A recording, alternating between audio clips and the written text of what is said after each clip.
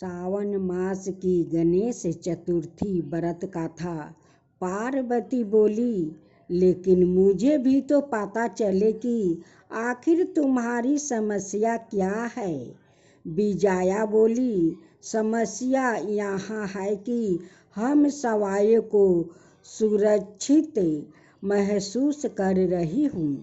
विजया की बात सुनकर पार्वती आश्चर्य से बोली, असुरक्षित और वहाँ भी यहाँ कैलाश में भगवान शंकर के इतने गणों के होते हुए भी तुम्हें सवाए को असुरक्षित समझने का विचार कैसे पैदा हो गया। सखी जाया बोली, लेकिन वो सब तो भगवान शिव के गण है। हम चाहती हूँ कि हमारा भी कोई ऐसा गण हो जो सिर्फ हमारे ही आदेश का पालन करे।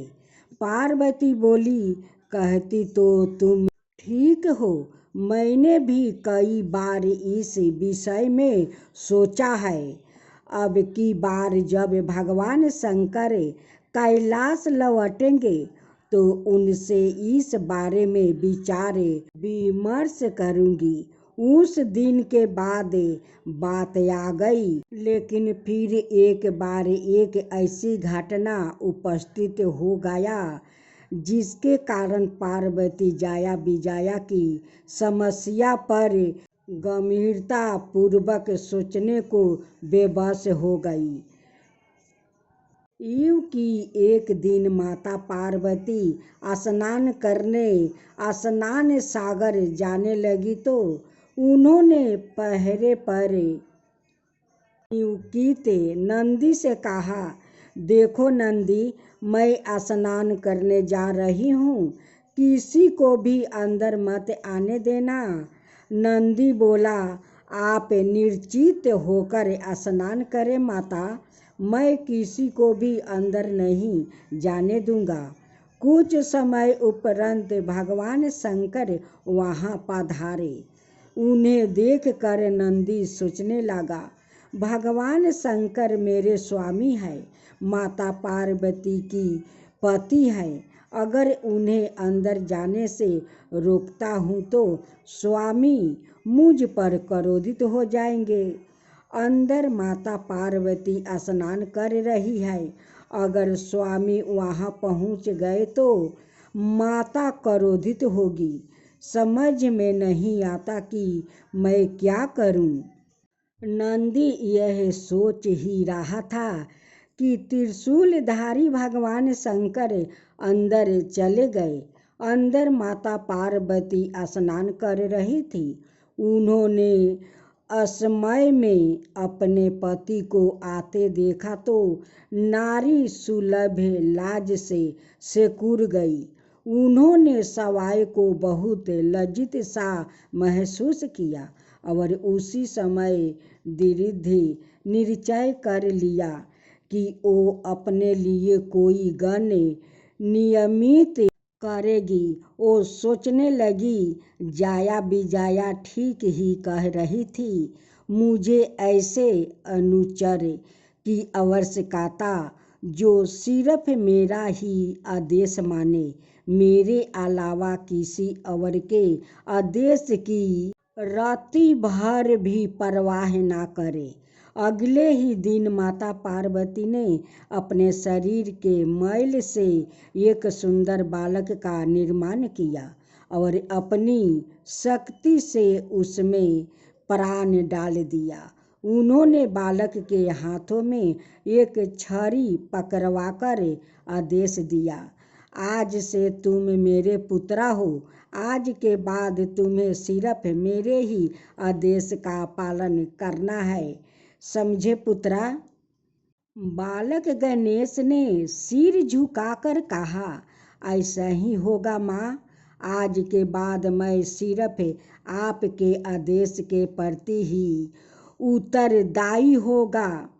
पार्वती बोली, तुम द्वार पर खड़े हो जाओ, मैं स्नान करने जा रही हूँ। जब तक मैं स्नान ना कर लूं किसी को भी अंदर मत आने देना। आदेश पाकर बालक गणेश द्वार पर जा खड़ा हुआ। उसने अपने हाथों में माता पार्वती द्वारा दी गई छड़ी पकड़ी हुई थी।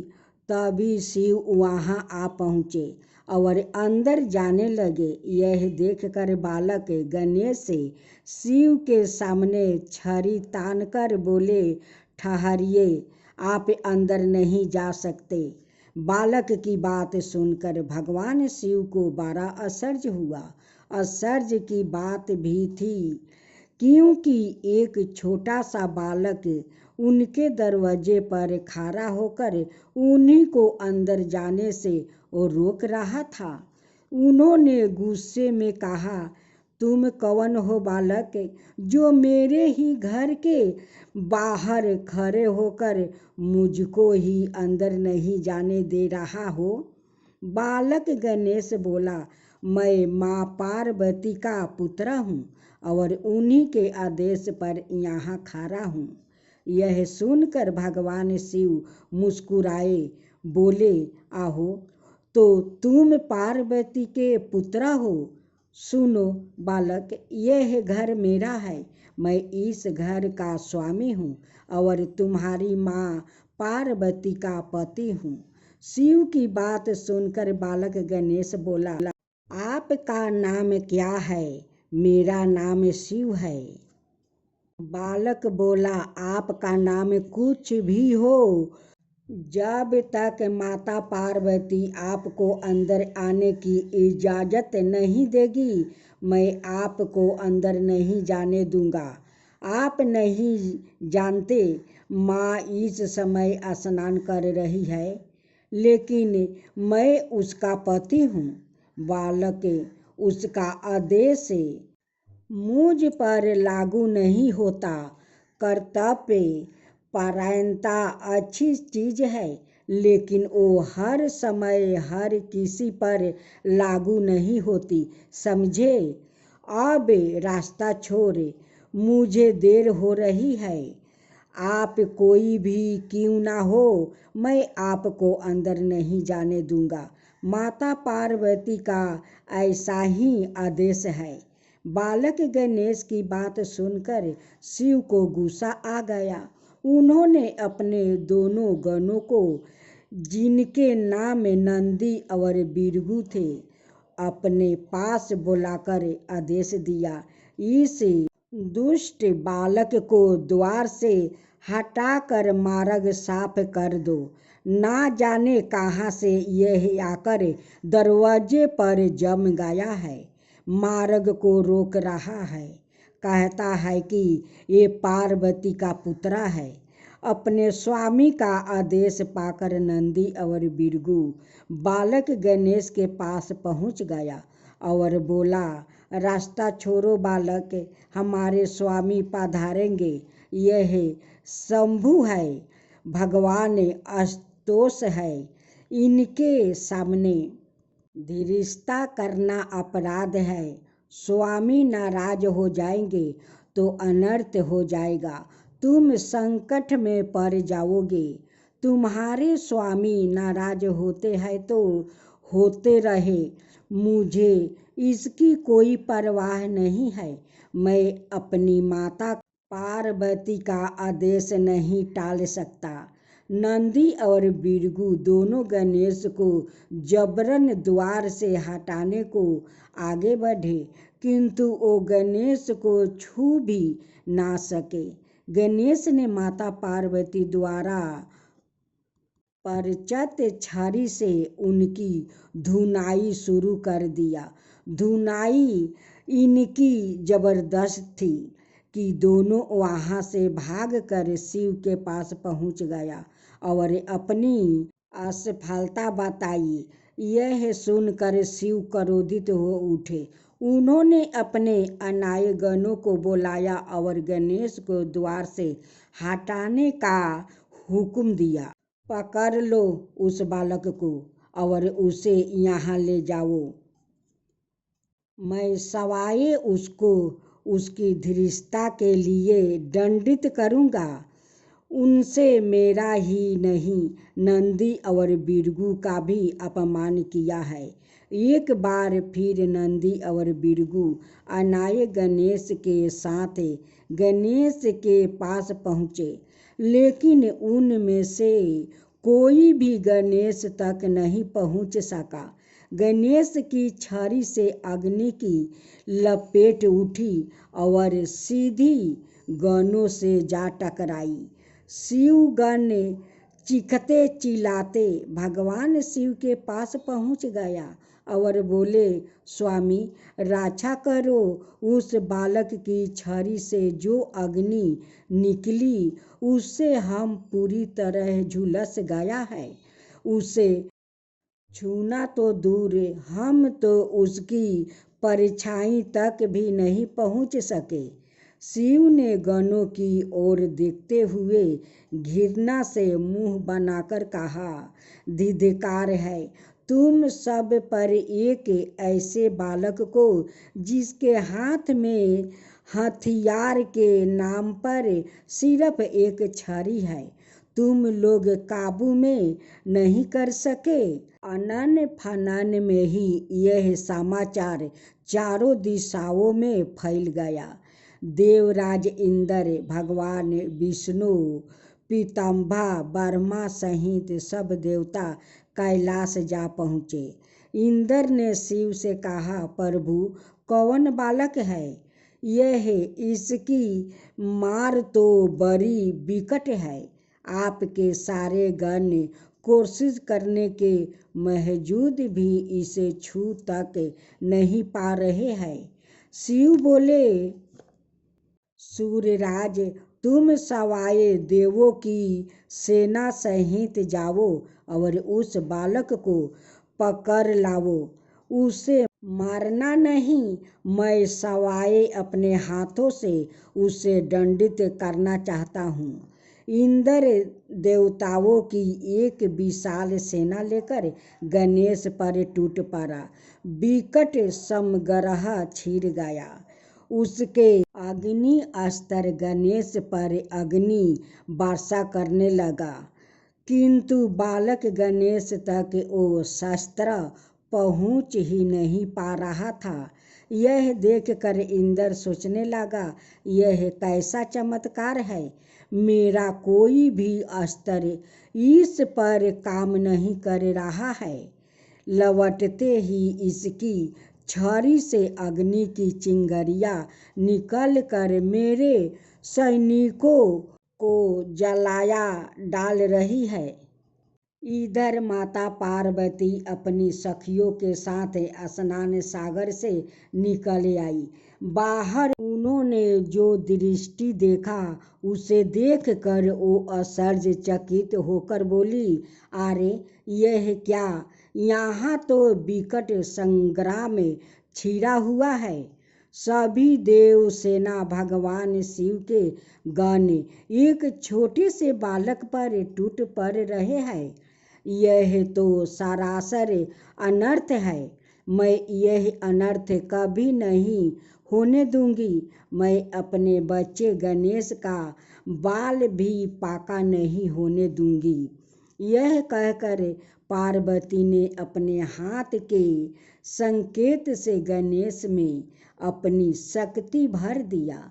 शक्ति पाकर गणेश और भी उग्र हो उठे। उन्होंने दो गुने जोश में देवों और शिवगणों का विनाश करना आरंभ कर दिया। सब और हाहाकार मच गया। शिवगण और देवता मैदान छोड़कर भाग निकले। इंद्र भागा भागा भगवान शिव के पास पहुंच गया और हाथ जोड़कर बोला, प्रभु आप ही संभालिए उस बालक को। वो कोई साधारण बालक नहीं है। मेरी सारी सेना पर उसने ऐसी भयंकर अग्नि वर्षा की है कि सेना का मनोबल टूट गया है। मैं सवाए मुश्किल से अपनी जान बचाकर यहाँ तक पहुँचा हूँ। भगवान शिव ने बेबस्ता पूर्ण नेत्रों से विष्णु की ओर देखा। विष्णु उनका आशय समझ गया। अत बोले, आप चिंतित ना हो आशुतोष, मैं अभी उस बालक को दंडित करता हूँ। यह कहकर भगवान विष्णु गरुड़ पर बैठकर गणेश के सम्मुख जा पहुँचे। अत उन्होंने गणेश को समझाने की कोशिश की, किंतु गणेश तो उस समय रुद्रा रूप धारण किया हुआ था। उन्होंने विष्णु की एक नहीं सुनी और उन पर आक्रमण कर दिया। चारों ओर अग्नि वर्षा होने लगी। भयंकर अग्नि वर्षा से गरुड़ राज घबरा गया। उन्होंने भगवान विष्णु से प्रार्थना की, प्रभु यदि कुछ देर और युद्ध में रहा तो मैं जल जाऊंगा, इसलिए आज्ञा दे तो मैं युद्ध भूमि से आपको लेकर निकल चलूं। गरुड़ की बात सुनकर विष्णु बोले, तुम ठीक कहते हो गरुड़, इस वक्त रणभूमि में रुकना बुद्धिमानी नहीं है, निकल चलो। भगवान शंकर सवाए उसे लिपट लेंगे। विष्णु पराजित होकर शिव के पास पहुँचे। उन्होंने शिव से कहा, उस बालक को सीधे युद्ध में हराना संभव है। वो तो साक्षात काल बना हुआ है, उसे छल से ही मारा जा सकता है। शिव बोले, तो फिर आप मुझे क्या करने की सलाह देते हैं? विष्णु बोले, मैं उसे अपनी माया से मोहित करता हूँ, फिर जैसे ही आपको अवसर मिले उसका वध कर दीजिए। विष्णु के विचारों से अवगत होते ही माँ पार्वती की दोनों शक्तियों ने गणेश को अपना बल प्रदान कर दिया और सवाए अंतर्ध्यान हो गई। भगवान विष्णु ने गणेश पर अपनी माया फैलानी आरंभ कर दिया। भगवान शिव अपना तीक्ष्ण त्रिशूल उठाया, गणेश की ओर झटक कर बोले, ठहर दुष्ट बालक, अब मैं तुझे माफ नहीं कर सकता। अब तुझे इस त्रिशूल का स्वाद चखाना ही होगा। शिव को अपनी ओर झपटते देखकर गणेश ने माँ पार्वती को याद किया और माँ पार्वती द्वारा दी गई शक्ति शिव के त्रिशूल पर दे मारी। शिव के हाथ से त्रिशूल छूटकर भूमि पर जा गिरा। यह देख शिव घबरा गया। वो सोचने लगा, आहो, इसने तो मेरा त्रिशूल भी बेकार कर दिया। खैर, कब तक बचेगा? मैं अभी गणों द्वारा इसे यम द्वार दिखा देता हूँ। यह सोचकर शिव ने अपने धनुष पर पंच बाण चढ़ाया और गणेश की ओर छोड़ दिया। गणेश ने परिधि शक्ति से पंचों बाण एक साथ काट डाले। साथ ही उन्होंने परिधि शक्ति को विष्णु की ओर झोंक दिया, जो अब शिव की सहायता के लिए उनके निकट पहुंच चुके थे। मगर विष्णु तुरंत परिधि शक्ति के घेर से अलग हो गया था। इस तरह गणेश का यह बार असफल हो गया। यह देख शिव और विष्णु में आंखों ही आंखों में संकेत हुआ। शिव संकेत समझकर उत्तर दिशा की ओर बढ़ गया। विष्णु गणेश को युद्ध में उलझाते रहे। विष्णु जितने भी बार गणेश पर कर रहे थे, गणेश उन सभी को बेफल कर रहे थे। इससे उनका ध्यान अपनी रक्षा की ओर भटक गया था। तभी उत्तर दिशा से भगवान शिव ने त्रिशूल ताक कर गणेश की ओर फेंका। विष्णु से अपनी सुरक्षा में अटके गणेश ने कल्पना भी नहीं किया था कि शिव पीठ पीछे उन पर हमला करेंगे। इसलिए वो निर्चित होकर विष्णु से जूझ रहे थे। इस बार भगवान शिव के त्रिशूल का वार बिल्कुल सफल हुआ। त्रिशूल गणेश के मस्तक को काटा हुआ दूर जा गिरा। उनका धड़ वही खारा का खारा रह गया। धड़ और मस्तक कुछ देर तक कांपते रहे, फिर दोनों शांत हो गया। देवों और गणों ने शिव के जयकारा बोलना आरंभ कर दिया। दूसरा अध्याय।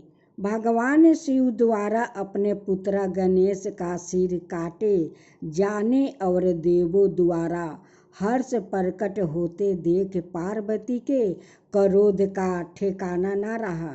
कुछ पल तो वो भाव विह्वल होकर रोती रही। अंत में उन्होंने चंडी का रूप धारण कर लिया। वो मन ही मन कहने लगी, मेरे पुत्र का सिर छेद करके यह देव समुदाय और शिवगण विजय महो उत्साह मना रहे हैं। मैं भी इन्हें इसका ऐसा प्रतिफल दूंगी कि इनकी आत्मा तक कांप उठेगी। यह निश्चय करके पार्वती ने उसी क्षण शास्त्रों योनियों की रचना कर डाली और उन्हें आदेश दिया, योनियों, मेरी आज्ञा है कि तुम बगैर कोई विचार किए इस संपूर्ण पृथ्वी पर प्रलय मचा दो। देव, ऋषि, यक्ष, किन्नर, राक्षस अपना यह पराये जो भी तुम्हारे सामने पड़े उसे भक्षण कर डालो। किसी को भी क्षमा मत करो। संपूर्ण पृथ्वी पर हाहाकार मचा दो। आज्ञा पाते ही कुबरी कानी, लंबी लंबी दांतों और नखुनों वाली अनेक विशाल मुख योनियों अपने महाभयानक चेहरे लिए देवसेना पर टूट पड़ी। देखते ही देखते उन्होंने हजारों देवों, शिवगणों, ऋषि मुनियों, वृद्धा, बालक, स्त्री आदि का भक्षण कर डाली। चारों ओर भाग दौड़ मच गई। कुछ योनियों सीधे इंद्र और विष्णु की ओर लपकी। मौका देखकर भगवान शंकर चुपचाप एक ओर घिसक गया। बाद में वो सब एक पहाड़ की गुफा में एकत्रित हुए और इस मुसीबत से छुटकारा पाने का उपाय ढूंढने लगा। शिव बोले, यह सब भगवती पार्वती के कोप के प्रतिरूप है। इनके पुत्र का वध जो हुआ है, कौन माँ है जो अपने पुत्र के मरने पर दुखी ना होती है। विष्णु बोले, जो हो गया सो हो गया। मौजूद समस्या तो ये है कि हम इन योनियों से कैसे छुटकारा पाए। यह तो दृष्टि को तहस नहस कर देने पर तुल गई है। पीताम्बर ब्रह्मा ने कहा, यदि भगवती गिरिजा संतोष हो तभी यह आफत टल सकती है, अनाथ नहीं। कोई उपाय सोचो। विष्णु बोले, एक उपाय है भगवान। यदि हम देव ऋषि नारद को भगवती पार्वती को समझाने की जिम्मेदारी सौंप दे तो वो इस कार्य को अच्छी तरह क्रियान्वित कर सकते हैं। चलो देव ऋषि नारद के पास चलते हैं, उन्हीं से प्रार्थना करते हैं कि भगवती पार्वती को शांत करके वो हमें इस संकट से मुक्ति दिलाए। इंद्र बोले, लेकिन नारद जी इस समय मिलेंगे कहाँ? वो तो हर समय ब्रह्मन पर रहते हैं। उनका कोई ठहरने ठिकाना हो तो उन्हें खोजे। तभी संजोगवश देव ऋषि नारद उधर ही घूमते हुए आ निकले। इतने सारे देवताओं को एक साथ देखकर वो बोले, नारायण नारायण नारायण। इतने सारे देवता आज एक जगह कैसे इकट्ठा है? आप लोग के चेहरे भी चिंतित दिखाई दे रहा है। क्या कोई अप्रिय घटना घट गई है? विष्णु बोले, हम बड़ी मुश्किल में फंस गया है देव ऋषि।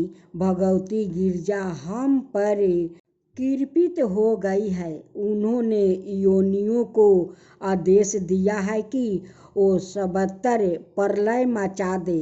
अनेक देवता और शिवगणों को वो योनियों भक्षण कर चुकी है। हम बड़ी मुश्किल से जान बचाकर यहाँ आ पहुँचे हैं। यह सुनकर नारद जी बोले, तो फिर मेरे लिए क्या आज्ञा है? आप लोग मुझसे क्या चाहते हैं? हम चाहते हैं कि आप अपने बुद्धि चतुराई से भगवती गिरजा को संतोष करके उनसे यह नरसंहार रुकवा दो। विष्णु बोले, नारद आप सब लोग मेरे साथ चलिए, हम सब मिलकर भगवती की स्तुति करेंगे। वो बहुत कृपालु है, वो आपकी अर्चना नहीं ठुकराएगी। नारद के साथ समस्त देवता और ऋषिगण माता पार्वती के पास पहुँचे और दिन सवार में उनकी स्तुति करने लगे। उनकी मिनती सुनकर माँ पार्वती का दिल पसीज उठा। वो बोली, यह संहार अब तभी बंद हो सकता है जब मेरी एक शर्त पूरी होगी। अब यहीं पर कथा समाप्त हुआ।